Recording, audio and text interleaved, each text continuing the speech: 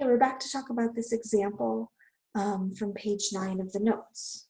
So we have this nonlinear differential equation, and we want to find all the equilibria, or the equilibrium solutions, and determine their stability. Okay, so the first thing is find equilibria.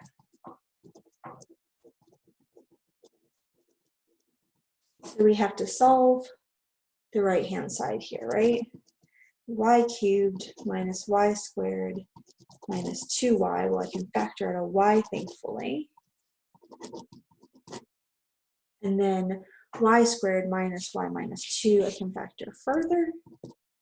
This should be y minus 2, and y plus 1 is equal to 0. I think that works. So equilibria at y is equal to minus 1, 0, and 2.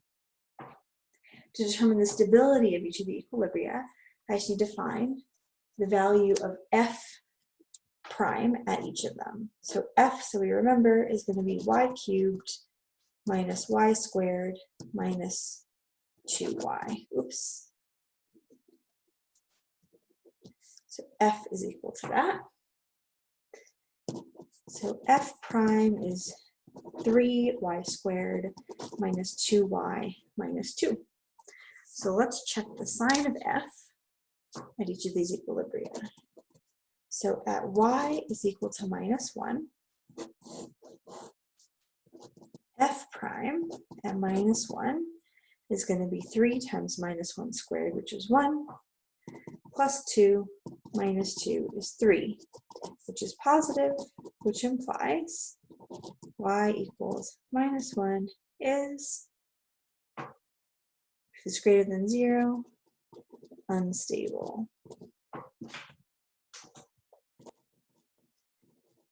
At y is equal to 0,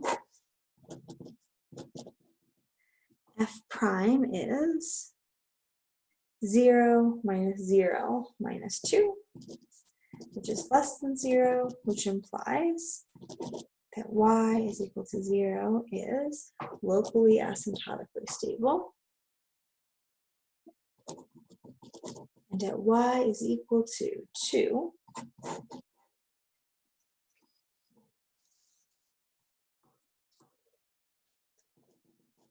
prime is what, 3 times 4, so 12 minus 4 minus 2 is 6, which is positive, which means y at 2 is unstable. So we have 2 unstable equilibria, 1 stable equilibrium. That starts to allow us to build up an idea of what the solutions to this nonlinear differential equation may look like, at least kind of local to these different equilibria. How to connect between them may be a lot harder, right? If I look at the example of this epidemic model, I'll get that plot back. Where's that?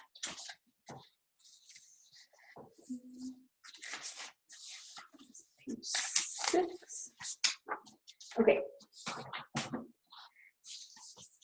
So if I think about approximating, or using this plot and then this plot on page 5 to try and approximate the solid line here, you know, I had something that looked like a dashed line that goes up to infinity like this, and I have this other dashed line.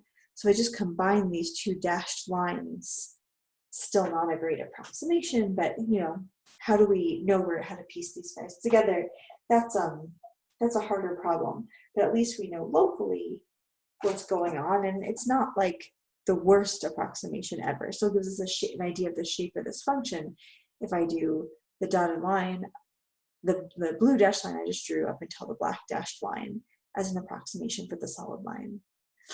And yeah, as I mentioned, linearization is like such a powerful concept. So it's definitely a thing that we do, especially with extremely nonlinear functions. We don't know what's going on. We don't have a separable equation. We did a separable equation here so we can validate the results. But if we don't have something like that, we have no idea what the solution looks like. This is a way of, taking a first pass and understanding what's happening, at least locally, near some hopefully salient points. So that's it for today. Bye-bye.